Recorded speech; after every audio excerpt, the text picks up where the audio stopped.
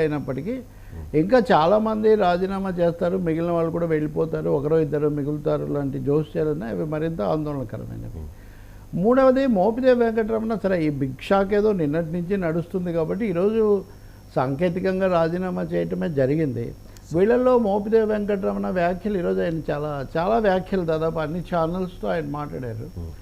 వాటన్నిటిలో కూడా ఆయన చేసిన వ్యాఖ్యలు చూస్తే మాత్రం కొంచెం ఆసక్తికరంగా ఉన్నాయి. మనం కూడా నిన్న దాని గురించి మాట్లాడాం కాబట్టి ఆయన చెప్పేది ఏంటంటే ప్రధానంగా ఆయన మీడియాలో వచ్చిన వ్యాఖ్యల మీద కూడా కొంత అభ్యంతరం పెడుతున్నారు. ఏమని అంటే, ఎన్నికల్లో ఓడిపోయినా ఎమ్మెల్సీ పదవి ఇచ్చి మరీ మంత్రిని చేశాడు జగన్ అనేది ఇదేమి నా మీద చూపించినటువంటి ప్రత్యేకమైన దయో అభిమానమో కాదు, నేను ఆయన కోసం చేసింది అంతకంటే కూడా చాలా ఎక్కువ, దీన్ని గుర్తించకుండా నా మీద ఈ వ్యాఖ్యలు చేస్తున్నారు, అందరూ ఆలోచించుకోవాలి అన్నది ఆయన తీసుకున్న అభ్యంతరంలో ఉంది. మిగిలినవన్నీ ఆయన చాలా జాగ్రత్తగానే మాట్లాడుతున్నారు. కానీ బహుశా కొంతమంది వైసీపీ నాయకులు ఎవరో ఇది ద్రోహం చేయటం అట్లా అన్నట్టున్నారు. నేనేం చేయలేదు, నాకు నా సీటు రేపళ్ళు ఇవ్వకపోయినా కానీ నేను సర్దుకొని కొనసాగాను. రాజ్యసభ మీద నాకు అసలు ఆసక్తి లేదు.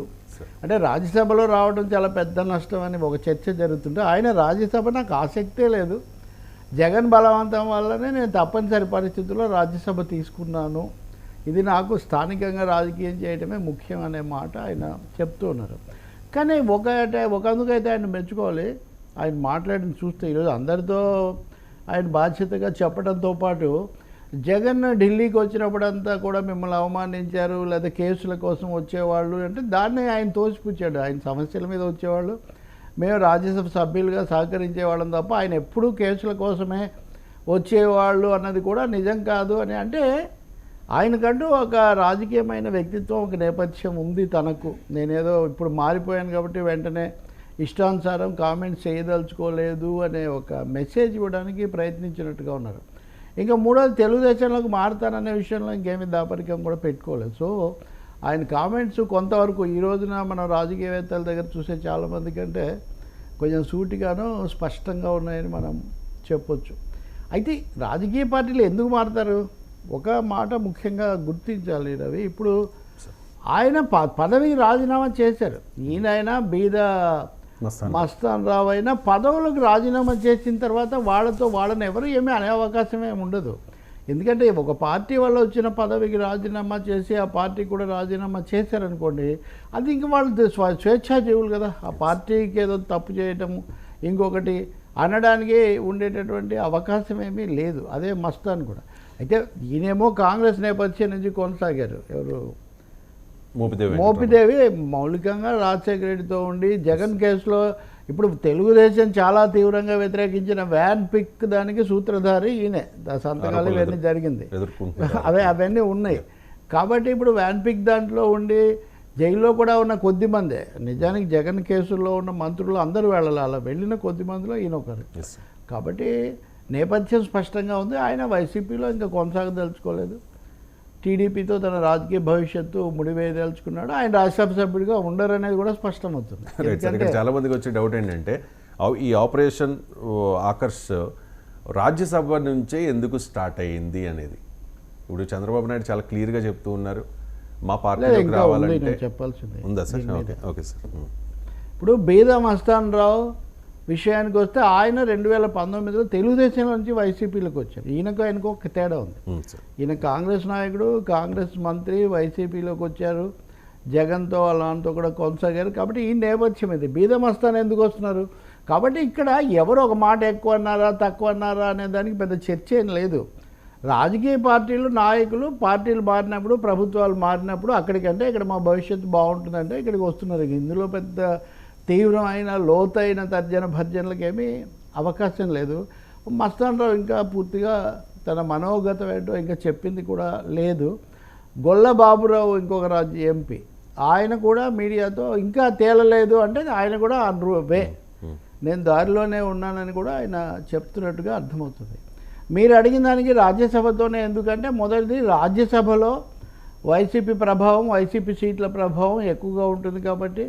రెండవది మాకు 11, 3, 14 ఉన్నాయి, మీకు కూడా 14 ఉన్నాయి అని ఇదివరకు వైసీపీ విజయసాయి రెడ్డి సవాల్ చేసిన పరిస్థితి. సో దాన్ని బలహీనం చేయడానికి ఇక్కడ ముందు తీయటం. ఇంకొకటేమో ఈ ఏమనాలి రిటర్న్ గిఫ్ట్ థియరీ ఒకటి ఉంది కదా. ఇది వరకు టీడీపీ ఖాళీ అయిపోయింది రాజ్యసభలో, కాబట్టి ఇక్కడ మళ్ళీ వైసీపీని కూడా అక్కడ ఖాళీ చేస్తే టీడీపీ రిటర్న్ గిఫ్ట్ ఇవ్వడం అనే ప్రక్రియ పూర్తి అవుతుంది అని. కంప్లీట్ జీరో అవుతుంది అవ్వదు అని చెప్పొచ్చు. ఎందుకంటే విజయసాయి రెడ్డి కానీ అలాగే ఇంకో సభ్యుడు మేడా రాజశేఖర రెడ్డి అనుకుంటా, మేడా రెడ్డి ఆయన వీళ్ళంతా వైవి సుబ్బారెడ్డి కూడా. వైవి సుబ్బారెడ్డి ఓకే, వైవి సుబ్బారెడ్డి అంటే ముగ్గురు.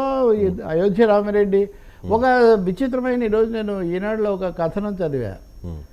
అందరూ ఖాళీ అవుతారు, రాజకీయ నేపథ్యం ఉన్నవాళ్ళు తెలుగుదేశంలోకి, వ్యాపార నేపథ్యం ఉన్నవాళ్ళు బీజేపీలోకి వెళ్తారు అని రాశారు చాలా స్పష్టంగా. ఎందుకు అలా వ్యాపార నేపథ్యం ఉన్నవాళ్ళు బీజేపీలోకి ఎందుకు వెళ్తారు? జాతీయ స్థాయిలో మనం చూస్తున్నాం కదా, అంబానీలు అదానీలు అందరితో వాళ్ళకున్న సంబంధాలు. కాబట్టి ఇక్కడ రాజకీయ ఆర్థిక అంశాలు చాలా స్పష్టంగా ఉన్నాయి. ఈ ప్రక్రియ కొనసాగుతుంది, ఇదేం ఆగకపోవచ్చు. ముగ్గురు నలుగురు అనేక కారణాల వల్ల గట్టిగా ముడేసుకున్న వాళ్ళు ఉంటున్నా కానీ ఎక్కువ భాగం మెజారిటీ ఆఫ్ ఎంపీస్ షిఫ్ట్ అయిపోయే అవకాశం చాలా ఎక్కువగా ఉంది. ఇది లోక్సభలో ఎందుకు జరగదు అంటే జరగడం కష్టం. ఎందుకంటే అవినాష్ రెడ్డి కానీ మిథున్ రెడ్డి కానీ వాళ్ళ నేపథ్యాలు, అలాగే గురుమూర్తి కూడా తిరుపతిలో ఆయన వచ్చిన పరిస్థితులు ఇవన్నీ చూసినప్పుడు కొంచెం తేడా ఉంది కాబట్టి ఆ నేపథ్యాలు. అందువల్ల ఇదొక ప్రధాన రాజకీయ మార్పు అవుతుంది తప్ప రాజ్యసభ సభ్యులు మారినందువల్ల పార్టీ ఏదో కూలిపోవటమో లేకపోతే పతనం అయిపోవటమో జరుగుతుందని నేను అనుకోను. పార్టీగా వాళ్ళు ఏదో చేసే హడావుడి వాళ్ళు చేస్తూ ఉంటారు అంతే. విజయసాయి రెడ్డి లాంటి వాళ్ళు ఏం చేస్తారు ఇప్పుడు, అది ముఖ్యమైన సవాల్గా వస్తుంది. ఎందుకంటే నాకు అమిత్ షా తెలుసు, వీళ్ళు తెలుసు, ఆయన ఎప్పుడు ఫోటోలు ట్వీట్లు పెడుతుంటారు కదా. మరి మళ్ళీ ఏమైనా కలిసి మాట్లాడొస్తారా? We have to watch. Right sir. ఆయన స్ట్రాంగ్గా అయితే ఖండించలేదు. ఎవరు? విజయసాయి రెడ్డి. అంటే ఏమన్నారు? స్ట్రాంగ్ కాదని ఎట్లా అన్నారు? పార్టీలోనే ఉంటాను అని చెప్పి. ఓకే, కాదు, స్ట్రాంగ్ కాదంటానికి ఏమైనా ఆధారం ఉందా అన్న? లేదు సార్, పార్టీ మారము అని చెప్పి ఈ ఉదయం చెప్పి సాయంత్రానికి మారిపోయిన వాళ్ళు చాలా మందిని చూసాం మనం. నేను కాదంటలేదు రవిశంకర్, నేనేం కాదంటలేదు. విజయసాయి రెడ్డి మారడు, చాలా నేనేం చెప్పడం లేదు. కానీ ఆయన అన్న దాంట్లో దానికి ఏమైనా ఆధారం ఉందా, బలహీనత ఏదైనా ఉందా అని అడుగుతున్నాను. ఓకే, చాలా లైటర్ వేలో ఆయన చెప్పారు నేను పార్టీ మారట్లేదు అని చెప్పి. అంతే చాలా అనుకుని ఉండొచ్చు. రెండవది ఆయన బంధాలు కూడా ఆయనకు ఉంటాయి కదా. ఆయన వాళ్ళ సిఏ వాళ్ళ కేసుల్లో ఉన్నాడు. ఇప్పుడు వాటి అన్నిటితో సహా ఆయన తీసుకోవాలి కదా. బట్ ఆ సమస్య కూడా ఉంటుంది కదా. Right sir. ఇప్పుడు ఎంతమంది బీజేపీకి వెళ్తారు, ఎంతమంది టీడీపీకి వెళ్తారు, ఎంతమంది జనసేనకు వస్తారు, చాలా క్లియర్ కదా. చాలా ప్రముఖ పత్రిక వాళ్ళని బలపరిచే పత్రిక చెప్తూ ఉంది.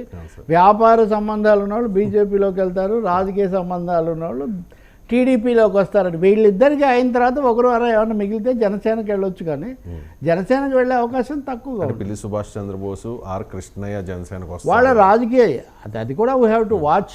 ఎందుకంటే నేను చదివిన రిపోర్ట్లో జనసేన పేరే లేదు.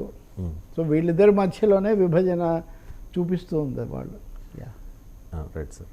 అండ్ గోరంట్ల బుచ్చయ్య చౌదరి చాలా సంచలన వ్యాఖ్యలు చేశారు సార్. మా పార్టీలోనే చంద్రబాబు అంటే